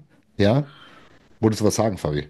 Nee, also ich wollte es so ergänzen, aber mach es mal zu Ende. Also, ja, und dementsprechend, dementsprechend, jetzt ist mir entfallen, was ich noch sagen wollte. Aber auf jeden Fall, ein stabiles Setup ist super wichtig, das gleich am Anfang herzustellen, damit man nicht fünfmal während der Übung die Positionierung ändern muss. Ich wollte es einfach nur, ich habe dafür mal eine Metapher mitgenommen, die ich ziemlich geil fand. Und zwar, ich weiß nicht, wer von euch den Film Avatar damals gesehen hat, aber da auf jeden Fall, die haben so ein Ding, dass die halt eben fliegen und reiten können. Ich vermute, Danny hat es nicht gesehen, deswegen, also, die können sich da quasi mit diesem Ding connecten. Die haben so ihre komischen Flugdinosaurier da, setzen sich da drauf und connecten sich mit dem Ding und werden eins mit dem Ding. Und ich finde diese Metapher oder diese Analogie finde ich auch sehr gut für so eine Maschine. Ich habe das ganz oft an so einer Multipress, dass ich wirklich nochmal zwei, dreimal so ein bisschen rumrutsche, einfach nur mich so ein bisschen positioniere, das Ding fiel und wenn ich dann irgendwann positioniere mich zwar und dann zack. Und dann bin ich drin. Und dann denke ich wirklich so, und das hier ist jetzt meine Connection sozusagen halt. Ne? Jetzt bin ich verkabelt, jetzt bin ich verbunden, jetzt sitzt das Ding sozusagen. Ne? Und das wirklich so, dieses Ding wirklich so zu fühlen, dass ich sage, auch zum Beispiel bei der Brustpresse, ich bringe mich in Position, ich fühle alles, jetzt beim Schulterblatt sitze ich gut, passen meine Beine, passt alles, bumm. Und das alles eben wirklich vorher abzuhaken. Ja. Gute Punkte. Ja. Ja, und das erfordert natürlich auch Übung, es erfordert Reflexion, dass man sich selber seine eigenen Videos anschaut und seine Füße während dem Kurzhantelbankdrücken wandern sieht und keine Ahnung was. Aber es erfordert natürlich auch Übung, das Ganze dann entsprechend umzusetzen, ja. Bis das Bankdrücken dann beispielsweise so ausschaut wie auf Schienen, ja. Ähm, dass man da halt immer an Bewegungsqualität Ja. hinzugewinnt. Haben wir da jetzt sonst noch irgendwas zu sagen? Eine Zunächst. ganze, eine ganze Menge. Eine ganze, Ja, ganze Menge. Ja. ja, fahr Aber fort. macht ihr erstmal eure Punkte, bevor ich jetzt hier einen Monolog halte, eine Stunde. Hm. Halt einmal einen Monolog. Wir haben jetzt nicht so viel über Stabilität geredet. Äh, Geh mal nochmal in die Position, wo er die Hanteln auf den Knien hat. Da sieht man eine Sache schön. Er greift die Hanteln mittig. Also, ne, an der, guck, jetzt kommt mein Löffel zum Einsatz. Nee, man sieht den kaum. Er greift die Hanteln genau mittig. Ich würde immer anweisen, bei Kurzhantelvariationen, wo ich die Brust primär belasten will, dass ich oben an den Tellerrand greife. Das heißt, wenn er jetzt in dieser Position ist, dass er die Hand ganz nach oben packt, dann wozu wird das führen? Wenn wir in der obersten Position sind, wird das Gewicht sich durch diese Positionierung mehr nach außen verlagern und dein Arm wird wahrscheinlich von alleine mehr nach außen gezogen, weil für 90% der Leute ist ja das Problem eher, dass sie zu eng drücken. Dass sie dann doch eher trizepslastig drücken und dann immer eher in diesen Innenverlauf kommen. Ich glaube, die wenigsten gehen zu weit nach außen. Die meisten, es gibt natürlich immer Ausnahmefälle, werden zu sehr nach innen gehen und werden immer Probleme haben, dann aus dem Trizeps zu hebeln. Und das kannst du halt zu einem großen Teil umgehen, indem du einfach innen greifst, damit dich die Hantel nach außen sozusagen schon mal ein Stück wegzieht und das sozusagen für dich übernimmt, dass du in diesen besseren Verlauf reinkommst, um wirklich die Brust zu belasten. Die nächste Sache, die ich bei Kevin gesehen habe, ist, er hält wirklich jede einzelne Wiederholung gnadenlos oben in der ausgestreckten Position, wo die komplette Spannung auf dem Trizeps ist. Da Ja. kannst du noch ordentlich was machen, Kevin, weil richtig die Post abgehen tut es bei der Brust im unteren Bereich. Den kostest du richtig schön aus. Natürlich nur bis zu dem Grad, wo es auch wirklich auf der Brust bleibt, weil irgendwann übernimmt auch die Schulter, sage ich mal. Also mehr ist da nicht mehr. Das spürst du aber, wenn du mit Kontrolle runtergehst. Aber dieses oben fünfmal durchatmen und jede wieder einzelne Wiederholung oben halten, da, sorry to say, aber das ist halt einfach zu schwer vom Gewicht her. Wenn es dir nicht möglich ist, durchgängige Wiederholungen zu machen oder zumindest einen großen Teil deines Satzes, ist das Gewicht einfach insgesamt zu fordern und du wirst genau durch diese Sachen einen Großteil der Belastung auf deinen Trizeps umlegen. Ist mir auch alle Jahre lang passiert, so bin ich ein starker Drücker geworden, habe aber immer eine scheiß Brust gehabt, weil ich immer so dieses, ne, halten, atmen und so weiter und wie viel Spannungszeit generierst du da in der Brust so? Oder ist dann der Trizeps tatsächlich irgendwann der Muskel, der aufgibt, weil du halt Ja. immer diesen Lockout provozierst so? Ja. Und mir fällt jetzt gerade ein Punkt ein, über den haben wir vorher schon gesprochen, aber ich will es mal aufgreifen hier. Ich finde, von der Abduktion her ist der Kevin super. Also da Ja, würde ich sagen, das das passt sieht top aus. einwandfrei. Und das würde ich auch, das wollte ich auch nochmal anmerken. Das kann man gucken, vor allem bei Bodybuildern. Bei Powerliftern habe ich jetzt seltener Videos gesehen. Ich möchte mal in diesem Abduktionswinkel betonen, ich erinnere mich an diesen Ryan Crowley, das war so ein UK-Bodybuilder, der hat sich beim hm, Schrägbankdrücken die Brust abgerissen. ja, Guckt euch Bodybuilder beim Bankdrücken an, wenn sie die Brust abreißen und in den allermeisten Fällen sind sie genau hier. Der Ryan Crowley, das war genau so ein Fall, der hat so ein Schrägbankdrücken gemacht, statt so eins hier. Da könnt Ja. ihr davon ausgehen, dass das ganz, ganz oft zugrunde liegt. Und dann seht ihr nämlich auch, dann sagt der Bodybuilder dann eben, ja, ich kann das gar nicht verstehen, das war ein Gewicht, mit dem ich 10 Wiederholungen machen kann und bei der zweiten Wiederholung ist es mir gerissen. Jo, da siehst du mal, was eine Scheißpositionierung mit dir veranstalten kann, auch wenn du das Gewicht eigentlich problemlos kontrollieren kannst. Ähm, Ich bin da voll bei dir. Also was die Pausen oben angeht, und ich meine, genau das haben wir jetzt ja auch hier per Biomechanik, klar, weil der Hebel, der Oberarm wandert nach außen sozusagen. Unten ist die Übung per se, per menschlichen Hebelarm am schwersten, oben ist am leichtesten. Und das ist eben auch wieder der automatische Ausweg, den euer ZNS sich sucht. Es wird immer den einfachsten Weg suchen. Und das ist ja auch ein bisschen die Herausforderung beim Bodybuilding. Das macht man erstmal durch Übungsauswahl und durch Technik, dass man den Körper in eine möglichst effiziente Position bringt, mit dem Zielmuskel die Bewegung ausführen zu wollen. Aber gleichzeitig sind das eben die Streiche, die dann euer Körper euch spielt, um eben diese Bewegung für sich möglichst effizient zu machen. Und der Körper denkt nicht, dass die Bewegung effizient ist, wenn ihr möglichst gut die Brust trefft. Der Körper denkt, wie ist diese Bewegung möglichst effizient, dass ich möglichst wenig Energie verbrauche, um das zu machen, was du von mir möchtest. Das Thema kommt wirklich in jedem Personal Training auf und ich sage immer genau, der Körper will dich halt verarschen, weil der Körper ist schlau. Der denkt, er will Ressourcen sparen und er merkt ja, in welchem Teil der Bewegung du Kraft sparst und da wird er dich hinzwingen. Er würde dir niemals das Signal geben, hey Fabi und Chris, bleib doch mal bitte in der Hackenspitze 2 Sekunden sitzen unten. Ja, Niemals. Das heißt, macht mal Folgendes, immer wenn ihr irgendwo feststellt, ihr habt dieses Signal, kehrt es mal um. Macht mal genau das Gegenteil von dem. Also wenn dein Körper dir sagt, halte oben beim Bankdrücken, dann halte doch mal unten. Oder in der Hackenspitze zum Beispiel genau das Gleiche, ne? Weil die meisten Muskeln, wenn wir jetzt mal so, es gibt natürlich ein paar Ausnahmen, aber bei den allermeisten Muskeln willst du eigentlich das Gewicht nicht in der Kontraktion halten. Du willst den Hackenschmidt nicht oben, also Kontraktion, wenn da Ja. überhaupt noch eine Kontraktion ist, aber Ja. im positiven Teil beim Drücken nicht. Beim Rückentraining hat der Bizeps auch tendenziell hier dem schönsten Hebel zu arbeiten. Das heißt, da willst du jetzt auch nicht in jeder Rückenbewegung hier nochmal 3, 4, 5 Sekunden wegsqueezen so. Das sind halt alles wieder so Punkte, wo man schon fast eine Faustformel rausgeben könnte. Dass man sagt, wenn man das Gewicht irgendwo hält, dann bitte in den meisten Fällen nicht in der Kontraktion, weil das wird ja wahrscheinlich eher zum Nachteil ausgelegt sein. Mhm. Wenn Ja. du jetzt das hernimmst, was du vorher gesagt hast, Danny, würdest du dann hier beim Kurzhantel Flachbankdrücken jetzt in dem Fall, würdest du diese oberste Position komplett aussparen oder würdest du einfach nur sagen, schnell rein, schnell raus? Das würde ich davon abhängig machen, wie die Stärken-Schwächen-Verteilung ist. Wenn jetzt jemand wirklich eine extreme Schwäche von der Brust hat und der Trizeps überlagert, dann würde ich sagen, lass das komplett weg. Bleib wirklich im unteren Bereich. Wenn es relativ ausgeglichen ist und es geht jetzt einfach nur darum, es immer noch eine Brustübung sein zu lassen, dann würde ich sagen, geh ruhig in diesen oberen Bereich, aber verweile dort nicht. Mhm. Ja, finde ich super interessant. Mhm. Ja, ich meine, was auch noch ersichtlich ist, ich meine, jetzt haben wir eh schon viele Punkte hier gecovert und bitte verzeih, Kevin, dass wir dich hier irgendwie roasten. Aber wir, wir versuchen einfach halt alle Details von der Übung aufzugreifen. Ich meine, ich habe auch das Gefühl, und da kommt jetzt der Punkt ins Spiel mit dem oben halten, und das ist wahrscheinlich zu schwer. Ich habe auch das Gefühl, dass das Maß an Kontrolle besser sein könnte noch. Über Ja. die gesamte Range of Motion, im gesamten Bewegungsverlauf, sieht man vor allem in der untersten Position, weil ja, wir wollen Stabilität kreieren mit den Beinen, aber es ist hier und da dann auch so, wie im Powerlifting üblich, beispielsweise Leg Drive da, dass das Gewicht halt in diese unterste Position reinkommt und um es aus dieser schwersten untersten Position rauszubekommen, gibt es so einen kleinen Schubs halt über die Beine mit dem Po nach oben. Ja, und das würde ich halt, wenn es hier wirklich rein Hypertrophie ist, nicht unbedingt machen, beziehungsweise in einem Ausmaß, wo Stabilität kreiert wird, aber keine dynamische Bewegung über den Rumpf initiiert. Mhm. Ja, Kevin, wir roasten dich nicht, wir sorgen gerade dafür, dass du eine richtig dicke Brust bekommst. ja. Man muss es immer, das ist immer der Betrachtungswinkel. Lass uns auf jeden Fall mal nächstes Mal in den Kommentaren wissen, was du davon umsetzen konntest und in welcher Art und Weise sich das dann auf dein Training ausgewirkt hat. Aber ich merke es doch bei mir, ich nehme mich da auch selber gar nicht aus. Gerade wenn du eine lange Zeit lang progressiv arbeitest, wirst du immer mal wieder in einen Bereich kommen, wo die Qualität so ein bisschen abgenommen hat. Ne? Du hast Woche für Woche gesteigert und bist dann einfach irgendwann so, dass du sagst, ich merke eigentlich selber, die Qualität ist nicht mehr da, wo sie sein sollte. Und dann ist so ein Reset einfach sowas von Gold wert, dass du einfach nochmal einen Gang zurücknimmst und dich darauf berufst, okay, wir nehmen jetzt nochmal 10 Kilo weniger und mein PR, den ich jetzt aufstelle, der steht nicht in der Kilozahl auf der Hantel, sondern der ergibt sich in der Qualität, die ich noch nie geleistet habe, sozusagen.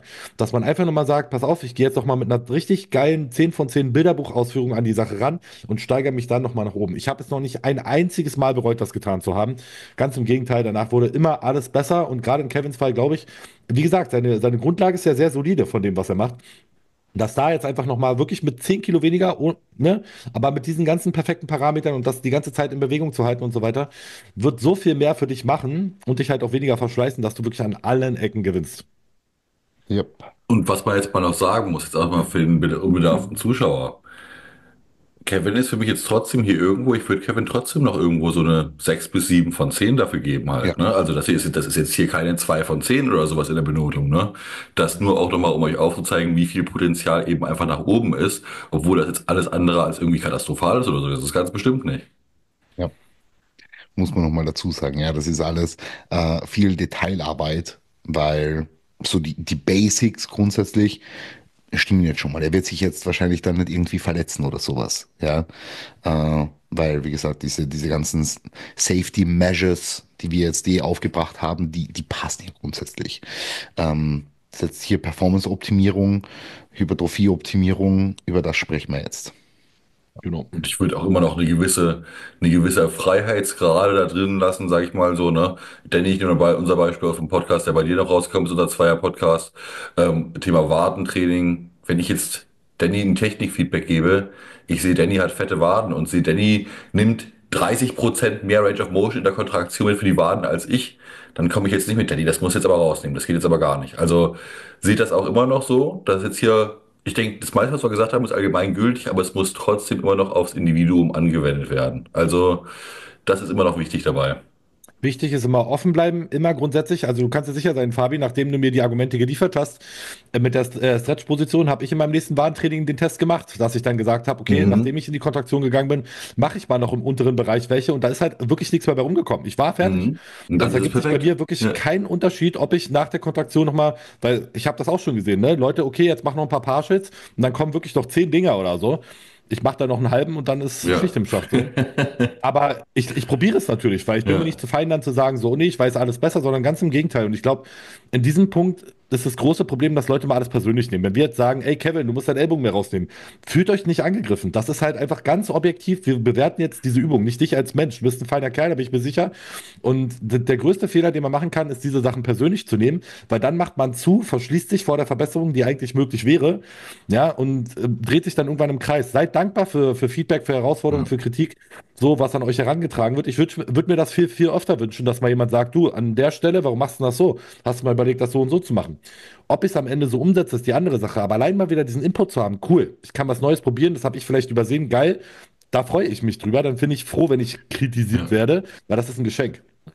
Ja, und ich finde, da ist es auch, und da möchte ich jetzt mal kurz drauf ansetzen, einfach nur für dieses generelle Statement halt. Das war jetzt auch bei mir, ich meine, das habe ich auch bewusst in Kauf genommen, wenn ich ein Reel mache, wo ich Stefan Kiesel kritisiere, aber da habe ich halt eben auch nochmal gesagt, ey, es steht hier jetzt irgendwie außer Frage, dass Stefan jetzt gerade der erfolgreichste Coach weltweit ist. Das steht überhaupt nicht außer Frage. Ich kritisiere eine Teilaussage. Ich kritisiere weder alle Aussagen der Person, noch kritisiere ich die gesamte Person. Da ist mir auch vollkommen egal, ob Stefan das ist. Ich hätte auch irgendwen anders als Anstoß dafür genommen halt. Ne? Wenn man etwas korrigiert oder etwas zur Diskussion stellt, dann ist es so viel wert, denn wie du gesagt hast, das zu lernen, erstmal zu gucken, ist es denn im Prinzip erstmal auf mich bezogen, werde ich als Person angegriffen, jo, dann muss es auch nicht ernst nehmen halt. Aber ansonsten ist es für mich auch ein elementarer Teil. Das wird mir immer in meiner Ausbildung beim Thema Feedback-Kultur in den Kopf gehämmert, Monate und Jahre lang. Ein Feedback wird immer angenommen. Ein Feedback wird immer angenommen und das heißt nicht zu Herzen genommen, sondern zur Kenntnis genommen. Dass du eben dir angewöhnst, wenn dir jemand was sagt, mach nicht gleich dicht, lass es sacken. Und wenn du dann nach Reflexion zu dem Ergebnis kommst, das Feedback fand ich immer noch scheiße, die Aussage ist für mich immer noch sinnlos, da kann ich nichts mit anfangen, dann kannst du es für dich immer noch verwerfen und sagen, jo, zur Kenntnis genommen und wieder in den Mülleimer geschmissen. Aber erstmal zu lernen, das Ganze einfach anzunehmen, ist ein wahnsinnig wichtiger Prozess, auch in der, ich sag's mal, zwischenmenschlichen als auch intellektuellen Reifung. Finde ich sehr geil. Ja, 100%. 100%. Ich glaube, einer der größten Punkte über die letzten 5 Jahre, womit ich mich weiterentwickelt habe, ist, dass ich aufgehört habe, Dinge persönlich zu nehmen. Also Dinge, die halt nicht persönlich zu nehmen waren. Hm. Ja, und das kann ich wirklich nur jedem ans Herz legen. Somit werden Dinge unemotionaler und man kann sich einfach weiterentwickeln. Ja. Ich würde stark tippen, eine einzige Übung schaffen wir noch. Wir schaffen noch eine. Wir schaffen noch eine. Und zwar die vom Flo, würde ich mal anschauen. Und zwar geht es dabei um einen Hip Hinge, würde ich machen. Und Ja, zwar, also wir schaffen nur eine, ja. es geht dabei um einen Hip Hinge. Hier wäre ein Technikvideo von mir bezüglich den heutigen Podcast. Ja, das Video ist heute gesendet. Ähm, SLDL 180 für 5 Reps in Reserve 1 nach 3 Sets Lying Hamstring Curl. Habe die letzte Rep sicherheitshalber nicht versucht, da der Lower Back die Tage zuvor noch ganz leicht gezwickt hat. Danke dir, und solltest der Lift nicht ins Video schaffen, schade, aber all good. Aber ich habe es ganz interessant gefunden. Ich habe mir die Videos kurz angeschaut. Deswegen würde ich sagen, wir schauen jetzt einfach mal ganz kurz drüber. Es ist ein SLDL von Blöcken, ja. Und da haben wir sicherlich ein paar Punkte, die wir aufgreifen können. Ich würde mal ansetzen bei einem Kommentar vom Kevin. Also, ich hab's in meinem Programming Sheets noch nicht komplett vereinheitlicht bei allen Athleten, von mir, die es jetzt hören. Aber ein Stiff Leg Deadlift oder diese ganzen Kreuzheben-Varianten ist für mich eigentlich immer eine Rep in Reserve 1 oder nennen wir es 0,5 oder sowas halt. Ich möchte niemals, dass man eine Rep angreift, von der man nicht weiß, ob man sie irgendwie schafft oder sowas halt bei diesen Übungen halt. Das ist auch genauso wie bei einer Kniebeuge oder sowas halt. Das ist Risiko-Nutzen-Faktor einfach nicht wert in meinen Augen. Also wenn da im Zweifel mal eine halbe zu viel als zu wenig im Tank bleibt, dann ist es mir für den Sicherheitsaspekt der Übung als auch für die systemische Ermüdung zigmal lieber, als da noch anzugreifen. Ganz wichtiges Warnsignal auch. Mein unterer Rücken hat noch ein bisschen gezwickt. Das sind genau die Sätze, die du nur mehrere Wochen in Folge aussprechen musst und du hast ein Problem. Der Deswegen, untere deswegen Rücken habe ich es sollte deswegen nicht hab ich's zwicken. dazu gesagt. Mir war wichtig, dass wir nicht nur das Video anschauen, sondern deswegen habe ich es dazu gesagt. Es sollte nichts zwicken. Wenn was zwickt, ist schon was verkehrt. Auch dass ich jetzt heute zum Beispiel hier mit meiner Trizepssehne irgendwas rumgeeiert habe, ist 100% auf einen Fehler, nur von mir, von niemand anderem zurückzuführen, den ich in den letzten Trainingseinheiten gemacht habe, was die Sache heute einfach nur überreizt hat. 100%. Ich habe mich einfach doof angestellt. Und das gilt es jetzt zu reflektieren und dann im Programmdesigner dementsprechend halt umzuändern. Ist das schlimm? Nein, daran wachsen wir ja. Und wie gesagt, das ist ja auch genau der Weg, den man gehen muss. Sachen ausprobieren, anpassen und so weiter. Aber wenn du schon mit der Sache reingehst, ich habe heute XY gemacht, weil es hat was gezwickt. Nein, das sollte nicht die Grundlage sein. Jetzt ist erstmal die große Frage, oder nee, das ist nicht die große Frage. Wir sehen es ja, warum es so ist, aber es sollte nicht zwicken. Und da kommen wir gleich drauf, wenn wir auch über deine Hüftpositionierung und dem Rest sprechen. Ja. Ja. Irgendwas wollte ich jetzt noch vorab sagen. Mir entfallen heute auch auf Dinge. Wollen wir mal diskutieren? Es gibt ja unzählige Kreuzhebe-Variationen Ja. und ich habe immer das Gefühl, so, man nimmt immer die, die man am coolsten findet, gar nicht die, die am wirklich wirkungsvollsten für jemanden ist. Chris, du bist ja absolutes Paradebeispiel für gestrecktes Kreuzheben, von dem, was man da rausholen kann. Von dem her würde ich dir mal das Wort geben. Wonach machst du fest oder auch bei deinen Klienten, welche Kreuzhebe-Variation zum Einsatz kommt und warum? Also ich habe eigentlich über die letzten Jahre, dadurch, dass meine Hamstrings im Vergleich zu den Quads immer dermaßen übel waren, mich hauptsächlich auf einen wirklichen Stiff Leg Deadlift konzentriert. Ich meine, es ist natürlich, also ich habe auch das Gefühl, dass die Leute gewisse Übungsnamen inflationär verwenden, weil man könnte jetzt hier beispielsweise auch sagen, irgendwie ist es ein Blockpull, ist es jetzt wirklich ein Stiff Leg Deadlift, keine Ahnung, I don't know, aber auf jeden Fall hat es natürlich alles damit zu tun, okay, wie ist die Hüfte positioniert, wie ist das Knie positioniert und wo ist die Stange in Relation zu der Muskulatur, die ich irgendwo trainieren will, ja. Wenn man sich das Ganze jetzt einmal in Form von einem Romanian Deadlift anschaut, dann ist bei einem Romanian Deadlift das Maß an Kniebeugen etwas höher. Dadurch werden natürlich die Hamstrings etwas verkürzt jetzt seitens des Kniegelenks und wir shiften den Fokus noch ein bisschen auf die Glutes. Das heißt, wenn wir jetzt, also natürlich werden sowohl Romanian Deadlift als auch Stiff Leg Deadlift beide die gesamte Beinrückseite trainieren, jetzt Gluteus und auch die Hamstrings und ja, auch die Adduktoren, ja, Adduktor Magnus jetzt in der Hüftstreckung. Aber wenn wir jetzt das Ganze mal so gegenüberstellen, so wird ein Rumänen Deadlift wahrscheinlich etwas mehr den Glut betonen oder den Glut betonen und ein Stiff Leg Deadlift, wo die Knie tendenziell gestreckter sind und wir der Stange erlauben, etwas vom Knie wegzugehen, wird eher die Hamstrings betonen. Ja, so jetzt einmal zur grundlegenden Differenzierung dieser beiden Varianten, wo da jetzt konventionelles Kreuz reinfällt und Sumo-Kreuzheben, würde ich sagen, ersparen wir uns jetzt mal, weil ich glaube, die beiden hypertrophie-relevanten schweren Hip-Hinges jetzt mal ausgenommen von einer Hyper-Extension oder einer Hip-Extension oder irgendwas anderem sind, denke ich, RDL und das Stiff Leg Deadlift. Ja, ich habe tatsächlich sehr viele Leute gehabt und ich hab auch selber tatsächlich lange Zeit gesagt, ich habe einen Stiff Leg Deadlift von Blöcken. Ja, jetzt im Nachhinein betrachtet, war ich einfach zu faul, mit dieser Range of Motion nach unten hin zu erarbeiten. Über diese Jahre hinweg. War halt ganz cool, weil ich habe irgendwie 280 Kilo gehoben in einem Stiff Leg Deadlift, aber meine Hamstrings waren halt noch immer scheiße und ich habe mich halt immer gefragt, warum? Warum sind meine Hamstrings so schlecht, wenn ich so stark bin in einem Stiff Leg Deadlift? Und am Ende des Tages habe ich halt einfach Gewicht bewegt und ich habe gedacht wie ein Powerlifter und war eh ganz cool, weil wie gesagt, 280 Kilo für 4 Wiederholungen, 5 Wiederholungen in einem Stiff Leg Deadlift, schaut halt cool aus auf Instagram. Hamstrings hat es mir keine gebracht und ein Haufen Ermüdung wahrscheinlich auch. Ja, Ja, bis ich dann irgendwann hergegangen bin und gesagt habe, okay, ich reduziere hier wirklich das Gewicht, konzentriere mich wirklich auf die Hamstrings, jetzt nicht im Sinne von, ja, ich muss das jetzt so super gut fühlen, aber ich konzentriere mich auf einen adäquaten technischen Rahmen, um die Muskulatur zu trainieren, die ich eigentlich trainieren will und reiß hier nicht einfach nur Gewicht vom Boden mit einer Deadlift-Bar, die sich ja auch nochmal durchbiegt und sowas, sondern ich gehe hier wirklich ran mit einer guten Kontrolle und dem Fokus, die Hamstrings wirklich zu trainieren. Ja. Das größte Problem, was ich halt immer sehe, ist, du hast einen wichtigen Punkt angesprochen, diese Range sich ja erarbeiten. Das heißt, in ganz vielen Fällen, und wie heißt der Kollege, der uns das Video jetzt hier zur Verfügung gestellt hat? Flo. Flo. Danke, Flo, erstmal dafür. Würde ich jetzt auch argumentieren, dass er diese Range unten eigentlich noch gar nicht hat, wo er jetzt sich hier bewegt. Denn letztendlich, es ist eine Hüftstreckung, was wir hier vollziehen. Und wenn wir uns jetzt mal die Hüfte anschauen im Verlauf der Bewegung, kannst du ja mal laufen lassen, dann sehen wir halt auch, dass ein großer Teil der Bewegung über den unteren Rücken eingeleitet wird und die Hüfte dann erst im oberen Drittel sich wirklich streckt. Das heißt, dieser ganze komplette untere Part vom Anziehen her, da passiert in der Hüfte noch gar nicht so viel, sondern jetzt erstmal wird alles initial über den unteren Rücken eingeleitet und dann so kurz unter der Kniehöhe kommt die Hüfte eigentlich erst wirklich mit ins Spiel. Wo ich jetzt mal wieder argumentieren würde, dann mach lieber gestreckt ein rumänisches Kreuzheben, dass du halt einfach unten keinen Absetzpunkt sozusagen hast.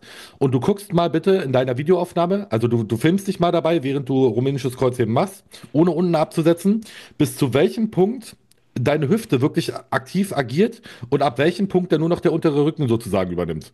Das sieht man immer ganz, ganz deutlich, weil die Bewegung wird eingeleitet, indem du die Hüfte nach hinten schiebst und dann irgendwann stoppt die, weil sie halt aus der Range rauskommt für deine Beweglichkeit und dann geht nur noch der untere Rücken runter. Und genau das ist der Punkt, weil die Leute mal sagen, ja, du sollst bis zum Knie gehen oder kurz unters Knie. Nee, da gibt es keine Faustformel. Die Faustformel ist so, wie du deine Beweglichkeit gerade ausnutzt. Und das kannst du in einer Videoaufnahme von der Seite richtig, richtig schön beurteilen, indem du siehst, wie weit geht denn dein Hintern nach hinten? Und da ist der Stopppunkt. Wenn der sich nicht weiter bewegt und sich irgendwas anderes dafür aber bewegt, ist das genau der Punkt, warum es zwickt im unteren Rücken und deine hintere Kette dann dementsprechend sogar entlastet wird, weil du die Belastung natürlich dann auch auf andere Muskelanteile verschiebst. Ich würde sagen, man könnte sich das auch fast anschauen, wenn er eine langsamere Exzentrik machen würde. Dadurch, dass er das Gewicht jetzt ja aus der oberen Position eigentlich fallen lässt und jetzt keine exzentrische Kontrolle aufbringt, kann man da jetzt nicht schauen, wo ist wirklich dieser Tipping Point, wo er beginnt, über den unteren Rücken beispielsweise zu kompensieren. Weil ich habe das zum Beispiel auch für mich gelernt, seit ich wirklich so reingegangen bin mit diesem super hohen Maß an Kontrolle. Ob man das jetzt braucht, ist einmal dahingestellt, aber es hat mir gelernt, diese Bewegung einfach in meinen Kopf rein zu hämmern. Ähm, bin ich einfach super langsam nach unten gegangen und habe einfach gemerkt, okay, wo ist eigentlich jetzt gerade die Range, wo ich noch wirklich Zugriff auf meine Hamstrings habe, jetzt im Falle vom Stiff Leg Deadlift. Und wo hört es dann auf? Wo übernimmt dann beispielsweise der unteren Rücken? Wo muss ich für zusätzliche Range meinen oberen Rücken vielleicht kompensieren? Wo muss ich vielleicht die Knie anbeugen? Warum muss ich dann die Knie anbeugen? Was kann ich tun, um das zu verhindern, um aus einem Stiff Leg Deadlift dann keinen Romanian Deadlift zu machen? Und all diese ganzen Geschichten. Also auch wenn du jetzt hier reingehst und dann die Abwärtsbewegung etwas langsamer machst, kannst du dir eigentlich dann selber in weiterer Folge dabei zuschauen, ähm, wie sich, ähm, wie sich die Hüfte im Raum bewegt und ab wann der untere Rücken hier beginnt mitzuarbeiten. Ja. Für alle Leute, die Probleme haben, diese Bewegung zu initialisieren, wirklich mit der Hüfte, macht mal Folgendes. Nehmt euch mal ein Gummi, geht mal ins Rack und macht mal ein Gummiband in das Rack rein, dass ihr das um die Hüfte spannt. Das heißt, ihr steht auf, die Hand ist jetzt, sage ich mal, hier vorne. Ihr habt ein Gummiband von hier hinten rumgesponnen, hebt die Hand raus, geht ein Stück nach vorne, dass ihr jetzt einen Zug habt sozusagen, weil das Gummiband zieht euch nach hinten von der Hüfte her und dann müsst ihr auch gegen das Gummiband die Hüftstreckung ausführen. Und das führt in dem Falle dann oftmals wieder dazu, dass wir einfach Leuten beibringen können, diese Bewegung überhaupt über die Hüfte einzuleiten. Weil viele lassen halt einfach nur das Gewicht runter, verstehen aber gar nicht, dass wir aktiv Hüfte nach hinten und nach vorne schieben, um das dementsprechend einzuleiten. Und so ein leichter Zug, das soll gar nicht dazu dienen, dass die Übung schwerer wird. Das soll euch nur erinnern, die Spannung dort zu halten. Und das funktioniert großartig. Die Leute raffen es wirklich dann immer, gerade bei Leuten, die da wirklich große Probleme haben, wenn sie einmal diesen Zug haben, dass sie merken, okay, ich muss einfach nur gegen das Band drücken und dann sozusagen die Muskulatur verwenden, die dafür eigentlich auch vorgesehen ist.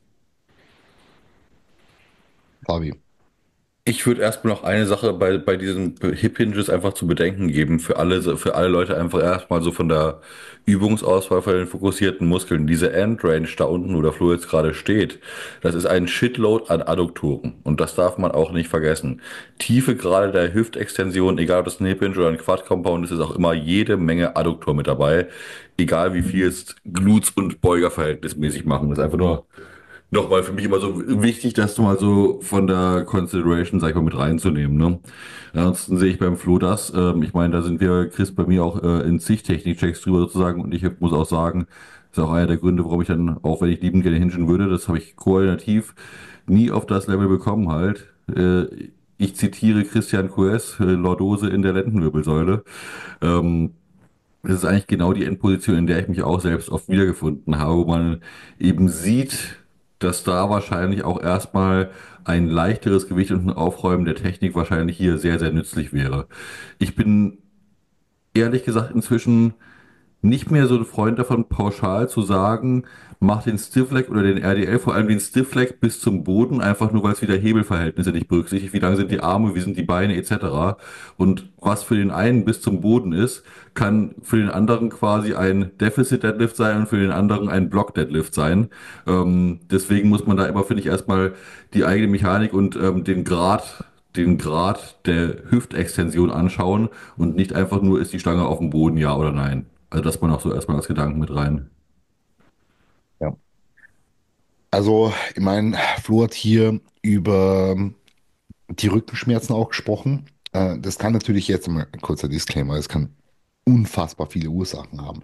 Also muss ja nicht einmal an diesem Stiff Leg Deadlift jetzt hier liegen, dass Rückenschmerzen irgendwie da sind oder an irgendeiner anderen Übung, an gar keiner isolierten Tatsache per se, sondern einfach an dem, dass irgendwo im Programming oder im Alltag oder was auch immer ein Flaw da ist, der eben zu einer Überlastung, zu einer lokalen führt oder auch zu einer systemischen, die sich lokal äußert. Who knows, ja.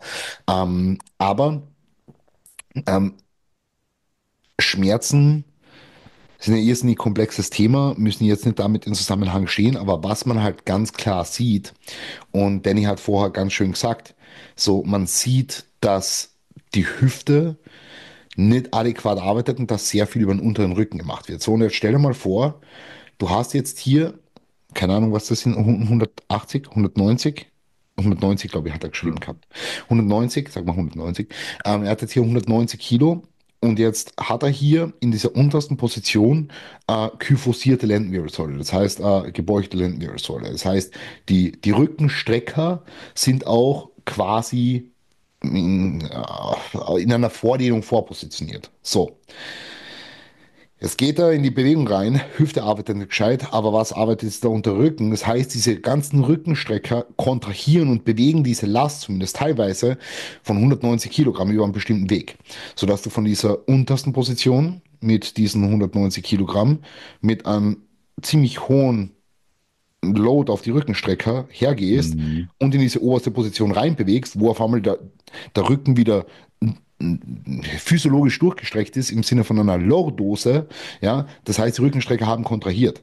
So, und jetzt machst du das ein paar Mal und die Rückenstrecker werden gedehnt und kontrahiert, genauso wie deine Hamstrings oder deine Glutes das machen würden oder der Bizeps das macht bei einem Bizeps-Curl. Ja, natürlich häuft sich da Spannung an und natürlich kann es sein, dass diese Spannung diesen Bereich einfach überlastet oder diese Arbeit, die halt verrichtet wird. Ja, und das wundert mich jetzt so per se einmal nicht, grundsätzlich gesprochen. Volle Zustimmung. Also ich meine, ich habe da jetzt auch ehrlich gesagt nicht so viel mehr hinzuzufügen, weil ich glaube, das wäre jetzt hier auch so für mich ein Fall. Ich glaube, da würde ich jetzt auch gar nicht mehr. Also ich mag es auch immer erstmal Athleten die Chance zu geben, noch so ein bisschen selbst aufzuräumen halt, ne? Und das wäre jetzt hier für so einen Fakt. Normalerweise sage ich den Jungs, wenn das Niveau wenn da einfach nur über viele Wochen Progression so ein paar Prozent Abweichung reingekommen ist, sage ich einfach nur, hey, 5%, 10% Gewicht runter, Technik Reset. Hier würde ich jetzt echt dem Flo mal sagen, und dann würde ich es mir nochmal angucken wollen, quasi, in einem Coaching-Szenario. Geh jetzt mal bitte auf 140 und zieh das Ding so sauber wie es geht.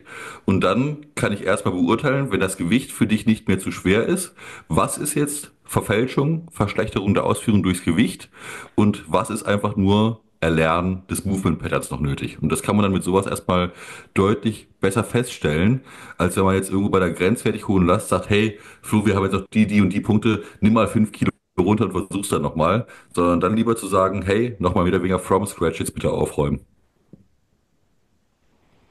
Ja. Oder Danny, auch hast du ihr. dazu noch was? Das sind die wichtigsten Punkte. Man muss sich natürlich auch immer, man kann jetzt doch 1000 Sachen Ja. argumentieren. Ich würde zum Beispiel auch nicht auf Socken machen, so Kleinigkeiten. Nicht grundsätzlich, weil Socken schlecht sind, sondern weil er auf einem rutschigen Boden steht. Sozusagen, wenn du auf Gummimatten stehst oder so, völlig legitim. Aber all solche Störfaktoren rausnehmen, die irgendwie dafür sorgen könnten, Stabilität rauszunehmen. Aber darauf kommt es gar nicht so sehr an. Wir haben die wichtigsten Punkte mitgegeben. Und hier muss man sich immer ganz klar vor Augen rufen, auch wenn wir drei, glaube ich, ein großer Freund davon sind, wirklich bis ins Detail zu optimieren. Mach mal erstmal deine Hausaufgaben zu 90% fertig, so dass die Grundlagen stimmen. Dann kann man sich immer noch um den kleinen Scheiß kümmern, weil an ganz vielen Stellen sehe ich auch immer das Problem, dass sich zu sehr auf diesen kleinen Scheiß dementsprechend fokussiert wird und diese wirklich großen Sachen dann dementsprechend liegen gelassen werden. Ja. 100%ig. Und deswegen, es war jetzt auch so gut, dass du es nochmal ansprichst. Das wollte ich jetzt auch nochmal, da wollte ich auch nochmal vorher noch was zu sagen halt. Ich nehme niemals, würde ich jetzt im Coaching-Prozess jemandem eine Übung so aus, das ist auch vieles verbildlichend und veranschaulichend für euch. Ich lasse Leuten immer einen gewissen Toleranzspielraum sozusagen in ihrer Ausführung, solange das jetzt nicht komplett daneben ist oder irgendwie die Effizienz der Übung massiv einschränkt oder sowas halt, ne? Also das hier ist jetzt wirklich hier mal jedes Prozent der Consideration und im Sinne, denkt immer alle dran, 80-20% Prinzip, jedes Prozent, das man weiter optimieren möchte, wird auch exponentiell mehr Aufwand bedeuten, irgendwann, wenn man sich in diesen letzten oberen Prozenten bewegt. Also viel mehr einfach nur mal wieder so ein, finde ich, schöner Rundumschlag, wie viel Gedanken man sich machen kann. Und ich finde nochmal wieder schöner Einblick, um den Leuten das zu verstehen zu geben. Und ich sag's mal, ich würde es jetzt erstmal hier an unsere Zuschauer geben. Lasst uns jetzt mal in den Kommentaren wissen. Sollen wir noch ein, zwei Technik-Check-Episoden ballern? Sollen wir das wieder mit einem Q&A mischen? Wie ist es euch am liebsten? Fandet das überhaupt interessant? Lasst uns mal wissen. Das war jetzt hier auch so ein bisschen die Gewichtung in den nächsten Podcasts, auch Ja. dementsprechend anschauen können. Das war jetzt ein erster Testlauf dahingehend. Natürlich geht es jetzt alles sehr ins Detail. Ja, also wie du schon gesagt hast, Fabi, ich mache das im Coaching auch nie so, dass ich das bis aufs Letzte komplett auseinandernehme, weil auch im Coaching ist es ja ein Prozess. Ja, Ich schon. im Coaching ist es ja ein Prozess. Du hast Bei das mir schon. gibt's Ich bei mir traue gibt's dir zu. es gibt keinen Spielraum. Du machst das so. Na, also, aber ui, jetzt kriege ich da einen Anruf. Aber was ich sagen will, ist, im Coaching ist es halt ein laufender Prozess, ja, dass du halt immer wieder Adjustierungen vornimmst, wieder drüber schaust, Adjustierungen vornimmst, wieder drüber schaust. Also, dass ich jetzt da keine Stunde Videofeedback mache und dann wird alles auf einmal umsetzen. Die erwarten, dass alles sofort stimmt, sondern es ist immer ein Hintitrieren auf diese Ja. Ausführung. Also zumindest bei mir. Macht ja Ja. auch jeder aber anders. Ja, ist jetzt bei mir beispielsweise der Fall. Ähm, Können. ja. Nee, ich habe jetzt gerade überlegt, wenn ich das jetzt aufmache, das noch, ich habe noch genügend schönen Input fürs nächste Mal, der Ja, generalistisch ist. Deswegen, ich halte den Mund. Ich fand es auf jeden Fall cool, weil wie gesagt, auch dieses Format wird wieder an vielen anderen Stellen dann dementsprechend aufgegriffen werden, aber sicherlich nicht so intensiv, wie wir das machen. Und das wäre auch, glaube ich, der Anspruch von uns allen dreien, dass wir halt so, dass wir nicht einfach nur sagen, nimm den Ellbogen höher, nächste Übung, sondern dass man halt wirklich so tief reingeht, den Leuten auch wirklich was mit an die Hand zu geben, womit sie arbeiten können und dass sie es auch verstehen. Ne? Weil jeder kann sagen, was er will. Ganz oft kommt ja immer so, ja, der hat aber das und das gesagt. Völlig cool. Jeder kann komplett behaupten, was er will. Letztendlich wird spannend, wer auch was erklären kann oder dir die Ja, Begründung liefern kann, warum ja. das denn gegebenenfalls so abläuft.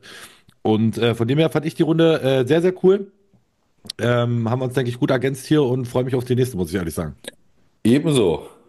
ja, In dem definitiv. Sinne, Wird sehr, sehr cool. Freunde, Vielen lieben vielen Dank. Dank bis fürs zum nächsten Dabeisein. Mal. Chris, mach schon mal Platz im Kühlschrank und ja, wir werden in der nächsten Folge einen kleinen Recap machen, wie es gelaufen ist in Wien. Machen wir auf jeden Fall. Right. Ja, Macht's gut. Bis dann, ciao. ciao. So, jetzt muss ich hier.